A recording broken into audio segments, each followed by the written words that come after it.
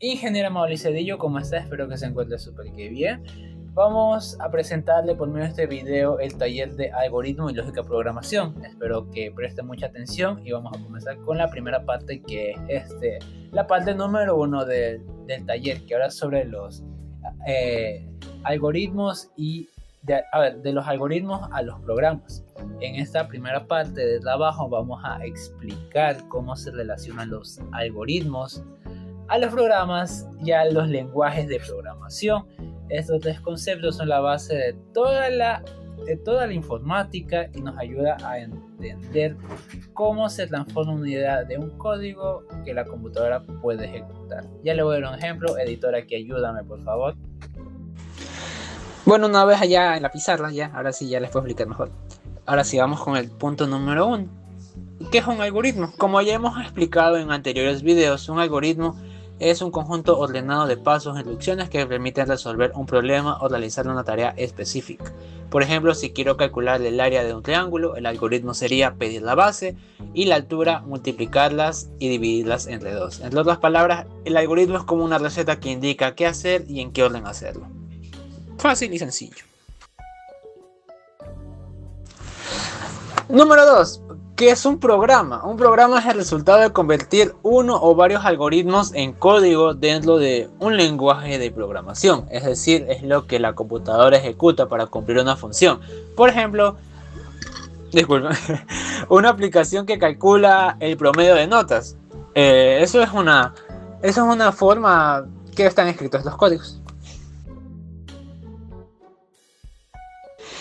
Y por último, lenguaje de programación. ¿Qué es? El lenguaje de programación es el sistema de símbolos y reglas que usamos para escribir los programas. Es el medio de comunicación entre el ser humano y la computadora.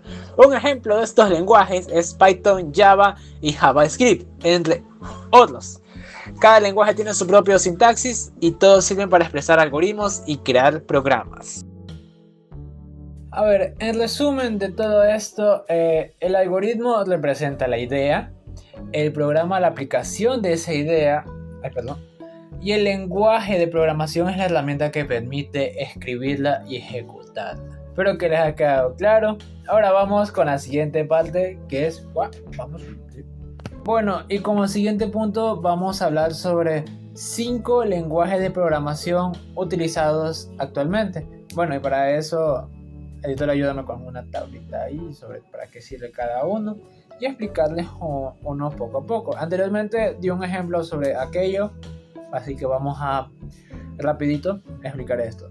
Python, análisis de datos, inteligencia artificial, automatización y desarrollo. Java, ¿para qué se utiliza actualmente? Para desarrollar aplicaciones empresariales, móviles y sistemas grandes. JavaScript para crear páginas web interactivas y aplicaciones web del lado del cliente. Este de aquí no sé cómo pronunciarlo. El CI, este de aquí sí. Para desarrollo de software, Windows, videojuegos y aplicaciones empresariales. El PHP para desarrollo web del lado del servidor y gestión de base. Ahí a un ladito se les da dando un ejemplo de la aplicación sobre cómo se lo puede utilizar y espero que con esto haya quedado un poquito claro. Disculpen que vaya muy rápido, solo que yo soy el que tiene que editar este video. Bueno, espero que les guste. Vamos a la siguiente parte. Buenas, yo les voy a hablar sobre la parte 1 de los algoritmos a los programas. ¿Qué es el IDE? El IDE es un programa de software todo en uno para programar.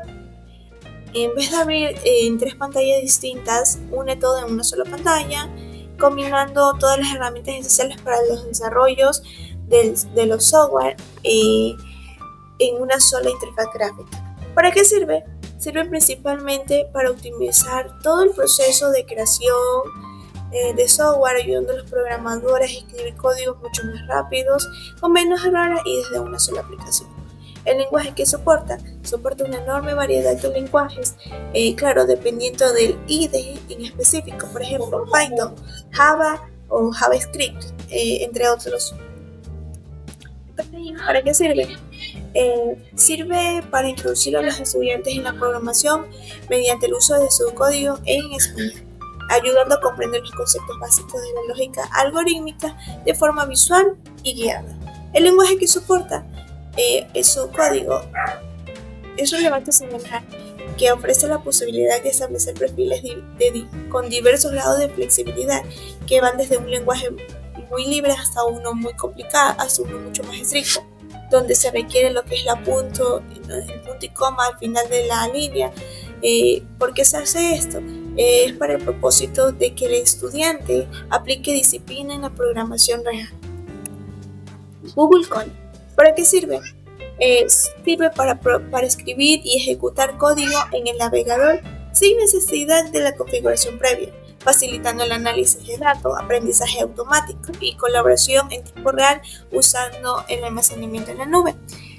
Lenguaje que soporta principalmente a Python. También permite lo que es el soporte experimental para R, configurándolo, y entornos interactivos basados en Jupyter Notebooks. En la parte número 2 fue la creación de un Google Colab. Lo primero que hice fue iniciar sesión en la plataforma donde se generó un nuevo cuaderno de trabajo, un notebook, en el cual probé un entorno de ejecución basado en Jupyter. El segundo paso que realicé fue el cambio del nombre de un notebook. Modifiqué el nombre. En mi caso yo le puse algoritmo nuevo, que se encuentra en la parte superior izquierda. El tercer paso que realicé fue seleccionar una celda de texto y se utilizó el lenguaje de marcado Markdown para ingresar los datos de identificación. En mi caso fue mi nombre. Este tipo de celda permite dar formato al texto sin que el sistema lo confunda con el código ejecutable. El último paso que realicé fue la ejecución de la celda, logrando que el entorno procesara el formato Markdown y mostrara el texto final de manera limpia y legible en la interfaz gráfica. Muchas gracias. Buenos días, profesora. Voy a hablar sobre el literal 8, que es la función de las siguientes instrucciones. En instrucción tenemos al print, muestra y sirve para mostrar los resultados en la pantalla. El input, que pide al usuario que ingrese un dato. El int, que convierte el valor en un valor entero. El float, que convierte el valor en un número decimal. Y el string, que convierte un valor en texto. Y en el literal 9, en la tabla entre el equivalente a PCInt y a Python, en PCInt tenemos como principal el algoritmo, y en Python tenemos que no requiere ni una parte inicial. La segunda es escribir, que en Python sería el equivalente a print. Después sigue leer, que sería input. El sí, que sería if para Python. Si no, que es en PCInt, que es para Python en else. Y en PCInt, que sería mientras, que para la equivalencia de Python es while. Y en PCInt es para, y en Python sería from. Eso sería todo.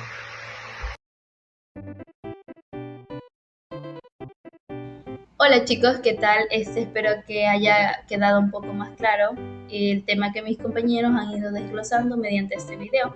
Yo les voy a ayudar con lo que son preguntas de reflexión. En este caso yo tengo las preguntas anotadas en mi cuaderno, las voy a ir leyendo y también se las voy a ir explicando a cada una para que podamos entender un poco más de este tema, ¿no? Primera pregunta, ¿PCInt es un lenguaje de programación? Bueno, básicamente PCInt no es un lenguaje de programación, es un software educativo el cual nos ayuda a entender la lógica de programación mediante pseudocódigos que solamente PCInt entiende. En cuanto al lenguaje de programación, se puede decir que es un poco más complejo, ya que esto nos ayuda a crear aplicaciones, videojuegos o páginas web, etc. Segunda pregunta. ¿Por qué los algoritmos desarrollados en PCI no pueden utilizarse directamente para crear aplicaciones reales? Ok, como ya les dije, PCI se maneja mediante pseudocódigos que solamente PCI entiende. Para poder crear aplicaciones y páginas web se utilizan lenguajes de programación más complejos, como por ejemplo Java, Python, etc. Ya, tercera pregunta. Explique por qué Python es uno de los lenguajes de programación más utilizados en la actualidad. Bueno, yo diría que Python es más utilizado porque tiene una sintaxis sencilla, tiene una fácil forma de entender el programa y es mucho más fácil realizar aplicaciones, páginas web y videojuegos mediante ese lenguaje de programación. Muy aparte de eso, porque también tiene el lenguaje coloquial del inglés, que creo yo que todos podemos manejar un poco de inglés, ¿no? Entonces, se podría decir que Python en realidad es más utilizado porque es un programa bastante versátil y fácil de entender. Ok, chicos, seguimos con la cuarta pregunta, la cual sería ¿por qué un desarrollador no utiliza el mismo lenguaje de programación para crear una aplicación, un video o una web, ¿no? En este caso podríamos decir que en realidad todos necesitan requisitos diferentes, como por ejemplo rendimiento, interacción, hardware. Entonces, digamos, un videojuego necesita más de gráficas pesadas en tiempo real, una app móvil necesita como que más rendimiento en batería y también acceso al sistema, y una web necesita más que una carga rápida en un navegador. O sea, son necesidades diferentes y por eso se utilizan lenguajes diferentes para crear cada cosa. Ya, quinta pregunta. ¿Cómo se desarrollan las aplicaciones que utilizamos diariamente?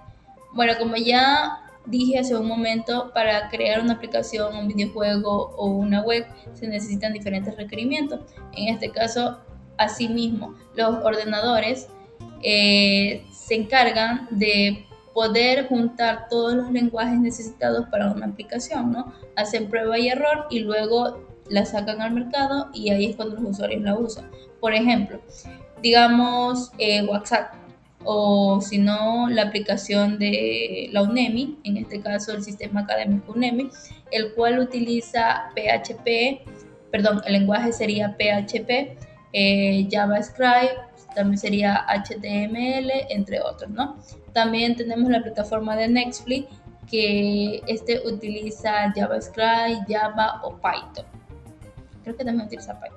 Bueno, pero vamos a ese punto, a que las diferentes aplicaciones, diferentes web o videojuegos necesitan un lenguaje de programación diferente, variado, para adaptarse a sus necesidades, para que la aplicación o lo que sea que hayan creado funcione de una manera correcta.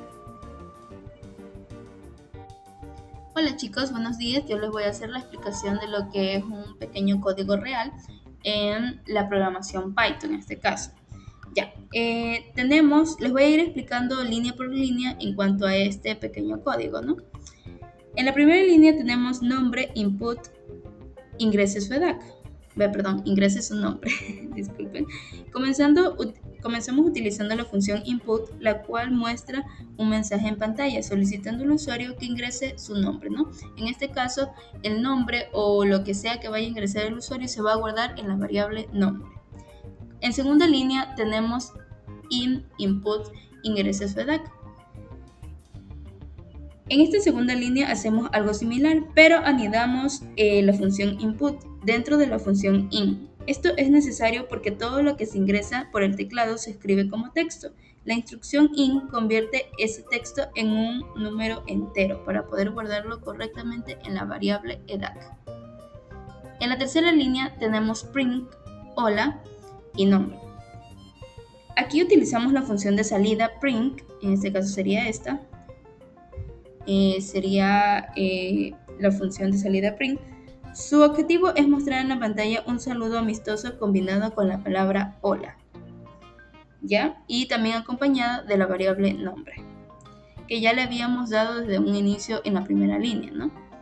En la cuarta línea tenemos por final print su edad es. Finalmente, en la última línea se muestra cómo el mensaje confirmado de edad del usuario imprime el texto su edad es y la variable edad, que ya se le había pedido en la segunda línea. Aquí. Ya, como segundo ejercicio tenemos este de aquí. También se los voy a ir explicando paso a paso, línea por línea, para que podamos entender el programa, el lenguaje de programación de Python, ¿no? En la primera línea tenemos nombre, input, ingrese su nombre. Ya, al igual que el ejercicio anterior, solicitamos el nombre del estudiante o del usuario y lo guardamos textualmente en la variable nombre. Ya, aquí tenemos dos líneas y estas las vamos a... Bueno, le vamos a poner instrucción 1 y 2, ¿les parece? Aquí usamos la función float y también la función input en vez de int. Ya, perdón. Esto se hace porque las notas, al tener decimales, por ejemplo, digamos un 7,5 o un 9,8, float los convierte en el texto ingresado en un número decimal y los guardo en nota 1 y nota 2. Ya, en la instrucción 4, aquí va a venir el proceso lógico o matemático, el cual es que se va a sumar nota 1 y nota 2 dividido para 2, ¿no? Y al final el promedio será lo que nos dé resultado aquí. Y eso se guardará en la variable promedio. Ya. En la instrucción 5 y 6 tenemos print y print. En este caso, a continuación el programa muestra los resultados informativos en la pantalla. Primero muestra el nombre del estudiante, el cual ya lo pedimos en la primera línea. Y también nos mostrará el promedio, el cual es lo que se mostró en la cuarta línea. Ya el promedio ya generado, ¿no? Con la operación lógica matemática. En la línea 7 y 8, serían aquí, 7 y 8, ya. Aquí entramos en una estructura condicional. La palabra if significa sí. Si la nota es mayor o igual a 7, nos va a imprimir un mensaje que salga aprobado. Por el contrario, else, que en este caso es un condicional, si no, nos mostrará, nos imprimirá un mensaje que diga reprobado. Eso sería todo, chicos, en cuanto a la explicación de los ejercicios por programación Python. Gracias.